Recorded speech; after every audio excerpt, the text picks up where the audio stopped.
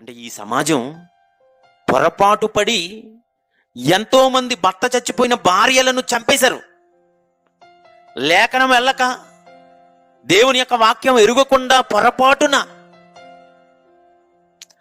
పొరబడి చచ్చిపోయిన భర్తకు సేవ చేయాలంటే ఇక్కడ బ్రతుకున్న భార్యను కూడా ఆ భర్త చితితో పాటు కాల్చేయాలి, సతీ సహగమనం చేయించాలి, అక్కడికి వెళ్ళిపోయి భర్తకు సేవలు అందించాలి భార్య అని ఒక పొరపాటు జరిగిపోయిందండి.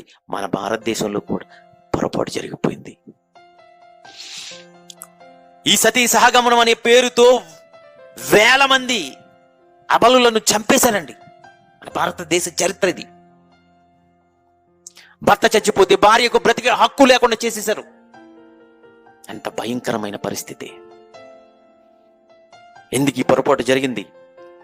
వాక్యం వెళ్ళక, వాక్యం తెలియక, చనిపోయిన తర్వాత ఏమవుతున్నారో ఎలాగున్నారో చెప్పబడిన బైబిల్ గ్రంథంలో ఉన్న వాక్యాలు ప్రజలకు ఎల్లక ఎన్ని పొరపాట్లు జరిగినాయి ప్రియులరా.